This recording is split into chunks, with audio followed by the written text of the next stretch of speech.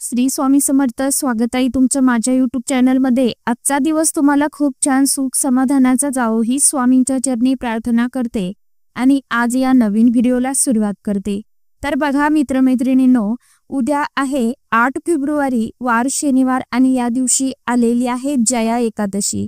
तर एकादशी तिथी ही प्रत्येक महिन्यामध्ये येत असते आणि प्रत्येक महिन्यामध्ये 2 एकादशी तिथीचं व्रत येत असतं. एक कृष्ण पक्षामध्ये येत असतं आणि दुसरं म्हणजे शुक्ल पक्षामध्ये असतं आणि प्रत्येक घरामध्ये हे जया एकादशीचं व्रत जे आहे तर ते केलं जात असतं. जया एकादशीच्या व्रतामुळे जीवनातील सर्व पाप आणि त्रासांपासून मुक्ती मिळते असं देखील म्हटलं जातं की जया एकादशीचं व्रत केल्याने भगवान विष्णू देवांच्या कृपेने व्यक्ती भूत किंवा पिशाच्या योनीमध्ये जात नाही.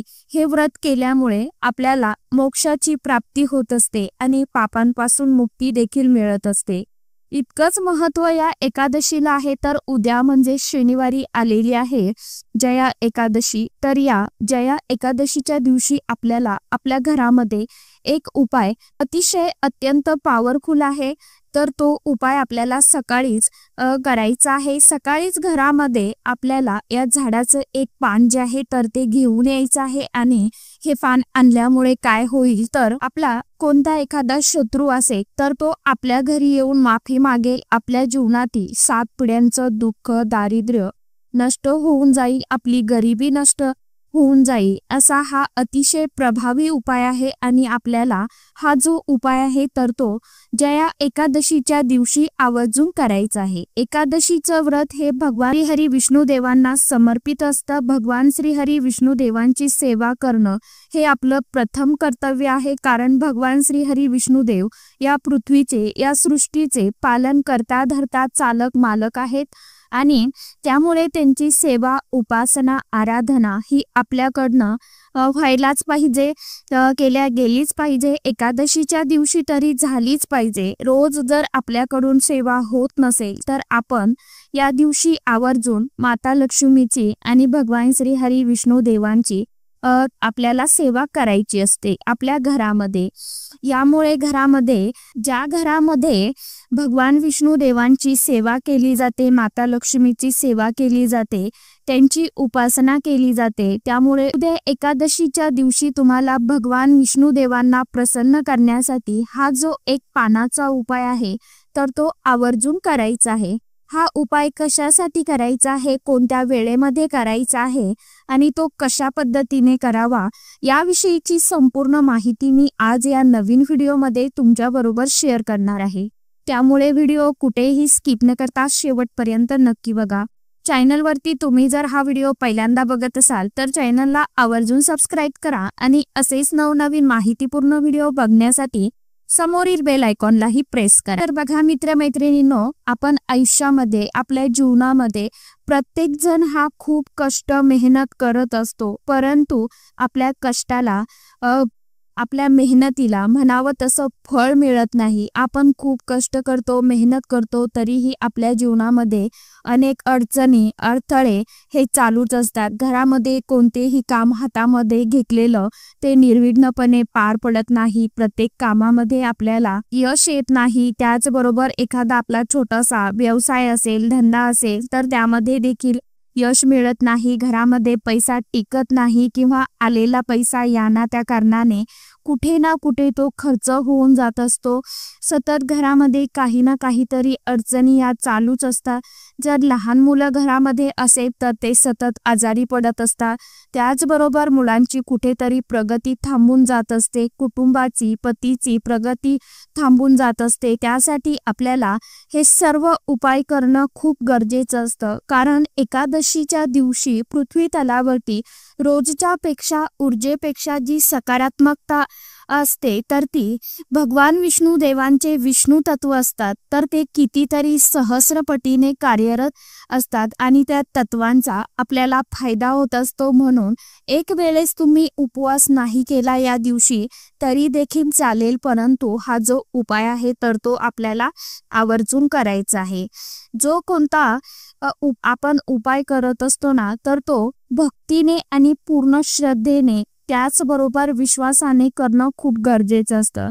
बघा, तुमची कोणतीही एखादी शारीरिक मानसिक इच्छा असेल आणि इच्छा ह्या आपल्या प्रत्येकाच्या मनामध्ये असतातच, कारण आपल्या मनामध्ये खूप एखादी जुनी इच्छा असते, पण ती इच्छा आपली पूर्ण होत नाही। अनेक अडचणी, संकटे, अडथळे येत असतात त्या इच्छापूर्तीमध्ये। त्याचबरोबर घरामध्ये आपल्याला सतत नवरा बायको मध्ये भांडण होत असेल, त्याचबरोबर घरामध्ये काहीतरी नकारात्मक शक्ती तुम्हाला जाणवत असेल, आलेला पैसा जो आहे तर तो घरामध्ये टिकून राहत नसे, माता लक्ष्मी घरामध्ये स्थिर नसे, तर आपल्याला त्यासाठी तुमची जी काय इच्छा असेल, कर्जमुक्ती असेल, नोकरी प्राप्ती असेल, नोकरीमध्ये प्रमोशन हवं असेल, जी तुमची कोणती इच्छा असेल तिथे तुम्हाला हा जो उपाय आहे तर तो करायचा आहे।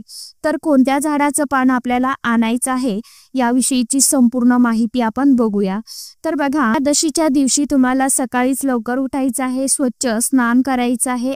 स्नान करण्याच्या पाण्यामध्ये आपल्याला थोडीशी हळद टाकायची आहे, चिमूटभर अगदी।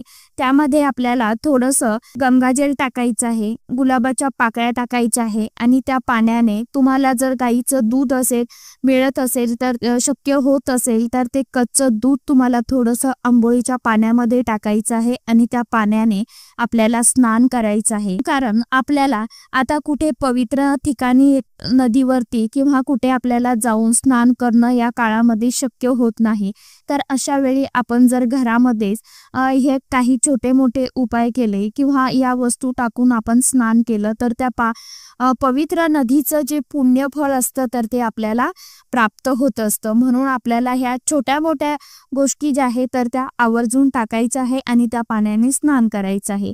त्यानंतर आपल्याला स्नान झाल्यानंतर आपली रोजची जी काय घरातील नित्य देवपूजा असते तर ती देवपूजा करून घ्यायची आहे आणि सकाळी 12 वाजेच्या आत तुम्हाला हा जो उपाय आहे तर तो करायचा आहे। आता जर तुम्हाला सकाळी 11 किंवा 12 वाजेच्या आत हा उपाय करणं शक्य नसेल तर मग तुम्ही संध्याकाळी 5च्या नंतर हा कालावधी असतो, तर या कालावधीमध्ये देखील तुम्ही हा उपाय करू शकता। परंतु पान तुम्ही दिवसभरामध्ये केव्हाही घरी आणून ठेवू शकता।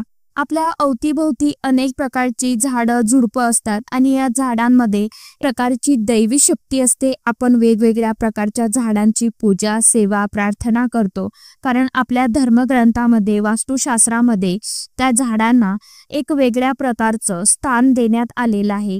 त्यामध्ये साक्षात परमेश्वर, देवी देवता निवास करत असतात आणि या दैवी शक्ती आपल्यासाठी खूप त्यावेळेस उपयोगी होत असतात। तर आता बघा, आपण पिंपळाची, वडाची, त्याचबरोबर बेलाच्या झाडाची, आवळ्याच्या झाडाची, केळीच्या झाडाची, अशा शमीपत्राच्या झाडाची, अशा अनेक वेगवेगळ्या झाडांची पूजा, सेवा करत असतो। कारण का तर त्यामध्ये परमेश्वर हे जे आहेत तर ते साक्षात निवास करत असतात। अशाच पद्धतीने जे झाड आहे त्याची आपण शनिवारी पूजा करत असतो, ते म्हणजे पिंपळाचं झाड। पिंपळ वृक्षामध्ये साक्षात भगवान श्रीहरी विष्णुदेव निवास करत असतात, सोबतच आपले पितरांचा वास असतो, माता लक्ष्मी देखील निवास करत असते। म्हणून भगवान विष्णुदेव आणि माता लक्ष्मी या पिंपळ वृक्षावरती स्वतः येऊन राहत असतात। त्यामुळे शनिवारी आपल्याला पिंपळ वृक्षाची पूजा करणे हे खूप महत्त्वाचं मानलं जातं। तर या पिंपळ वृक्षाचं झाडाचं एक पान आपल्याला घरी घेऊन यायचं आहे आणि त्याच्यापासून तुम्हाला हा जो उपाय आहे तर तो करायचा आहे। तर सकाळी काय करायचं आहे, तुम्हाला एक छान दिवा घ्यायचा आहे। दिव्यामध्ये आपल्याला शुद्ध तूप टाकायचं आहे। तुमच्याकडे जर म्हशीचं तूप असेल तर त्यामध्ये चिमूटभर हळद टाकायची आहे आणि आपल्याला तो 2 वाती टाकून तो दिवा लावून घ्यायचा आहे, धूप लावून घ्यायचा आहे। तिथे गेल्यानंतर त्यानंतर आपल्याला एक लोटा भरून पाणी घ्यायचं आहे। त्यामध्ये तुम्हाला शुद्ध पिण्याचं पाणी भरायचं आहे, त्यामध्ये थोडीशी हळद टाकायची आहे, गंगाजल असेल तर गंगाजल टाकायचं आहे, कच्चं दूध तुमच्याकडे असेल तर कच्चं दूध टाकायचं आहे। आजूबाजूला जिथे कुठे तुमच्या जवळपास पिंपळ वृक्ष असेल तिथे तुम्हाला जायचं आहे। तिथे गेल्यानंतर सर्वात प्रथम तुम्हाला त्या पिंपळ वृक्षाला आपण जे सोबत नेलेलं लोटा भरून पाणी आहे तर ते पाणी अर्पण करायचं आहे। पाणी अर्पण करत असताना आपल्याला मनामध्ये ओम नमो भगवते वासुदेवाय नमः या मंत्राचा तुम्हाला जप करायचा आहे। नंतर तुम्हाला काय करायचं आहे, तर आपण जो सोबत आणलेला दिवा आहे, धूप आहे, तर तो दिवा धूप लावून घ्यायचा आहे आणि आपण जो सोबत दिवा नेणार आहोत, आता तुम्ही दिवा कणकेचा देखील बनवू शकता किंवा मातीची पंती देखील घेऊ शकता, कारण आपल्याला हा दिवा तिथे अर्पण करायचा आहे आणि यानंतर थोडीशी साखर सुद्धा तुम्हाला तिथे अर्पण करायची आहे। हे संपूर्ण आपल्याला झालं की आपल्याला पिंपळ वृक्षाला, तुमच्याकडे जर चंदन असेल, अष्टगंध असेल तर चंदन अष्टगंध लावायचा आहे, हळदी कुंकू अर्पण करायचं आहे, अक्षता अर्पण करायची आहे, फुलं अर्पण करायची आहे आणि आपल्याला थोडीशी साखर आपल्याला पिंपळाच्या झाडाखाली टाकायची आहे, जेणेकरून मुंग्या खातील। त्यानंतर आपल्याला पिंपळ वृक्षाला आवर्जून 11 प्रदक्षिणा घालायच्या आहे आणि एक पान जे आहे तर ते झाडाचं तोडून तुम्हाला तुमच्या घरी घेऊन यायचं आहे। आता जर खाली पडलेलं हे पान चांगलं असेल तर ते तुम्ही घेऊ शकता आणि पान तोडण्याच्या अगोदर तुम्हाला आपले दोन्ही हात पिंपळाच्या झाडाला लावायचे आहे, क्षमा प्रार्थना मागायची आहे की मी या उपायासाठी किंवा सेवेसाठी हे तुमचं एक पान घेत आहे, तर मला आज्ञा द्या आणि मला या सेवेचं उपायाचं फळ तात्काळ मिळू द्या, अशी भगवान श्रीहरी विष्णू देवांना प्रार्थना करायची आहे। पान घरी घेऊन यायचं आहे आणि पान तोडत असताना आपल्या मनामध्ये जी काय इच्छा असेल तर ती इच्छा देखील आपल्याला ते पान तोडत असताना व्यक्त करायची आहे। आता आपल्याला एकच इच्छा घ्यायची आहे आणि एकच पान आपल्याला तोडायचं आहे, जास्त पानं तोडायची नाही आणि एका वेळी एकच इच्छा आपल्याला लिहायचे आहे। त्यानंतर हे पान घरी आणल्यानंतर आपल्याला स्वच्छ धुवून पुसून घ्यायचं आहे, देवघरासमोर बसायचं आहे आसनावरती। त्यानंतर तुम्हाला हळद घ्यायची आहे, हळदीमध्ये थोडंसं पाणी मिक्स करायचं आहे आणि तुमच्या मनातील जी काय इच्छा असेल, आता तुम्ही इथे हळद जर नसेल तर पिवळं चंदन घेऊ शकता, पिवळाच चंदन किंवा हळद घेतली, दोन्हीपैकी एकच घ्यायचं आहे, आपल्याला कुंकू टाकायचं नाही। एकतर हळद घ्या किंवा पिवळं चंदन घ्या, दोन्हीपैकी एकच वस्तू घ्या। आता हळद घेतली तर तुम्हाला त्यामध्ये थोडंसं गुलाबजल टाका किंवा गंगाजल टाका किंवा साधं पाणी टाका आणि ती ओली करून घ्या।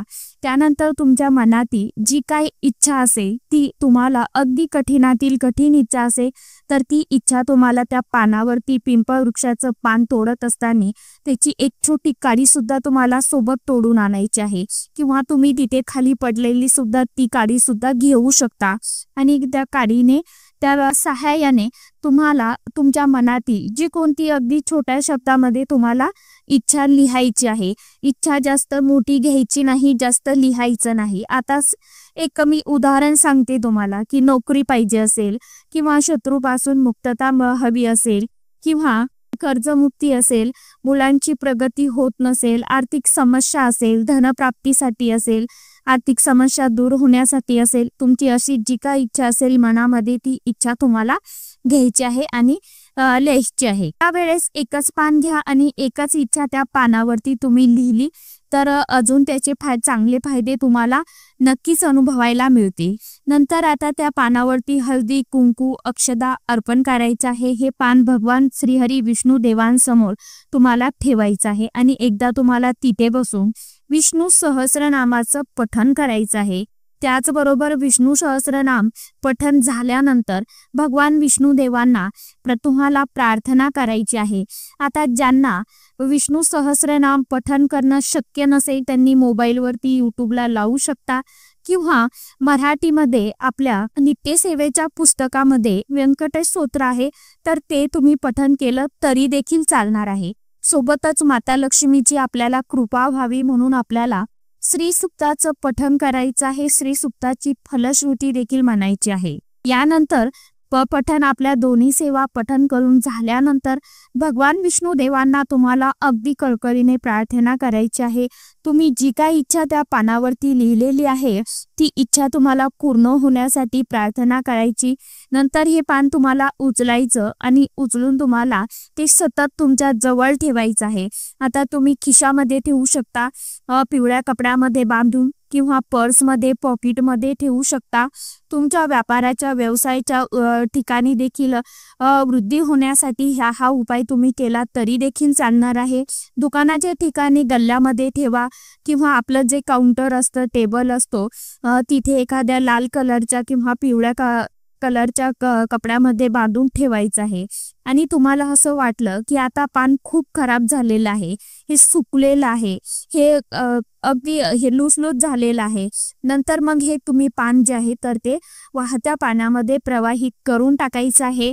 आणि यानंतर आता तुम्हाला जर वाहतं पाणी जर शक्य नसेल तर तुम्ही एखाद्या झाडाच्या खाली खड्डा खोदून तिथे तुम्ही दाबू शकता किंवा कुंडीमध्ये देखील हे पान तुम्ही दाबून टाकू शकता. परंतु आपल्याला कमीत कमी हे पान जे आहे तर ते 7 दिवस, 5 दिवस, 11 दिवस असं आपल्याला आपल्या जवळ ठेवणं गरजेचं आहे. यानंतर तुम्ही जे पान प्रवाहित करू शकता. तर अशा साध्या आणि सोप्या पद्धतीने तुम्हाला जया एकादशीच्या दिवशी हा पिंपळाच्या पानाचा जो उपाय आहे तर तो आवर्जून करायचा आहे.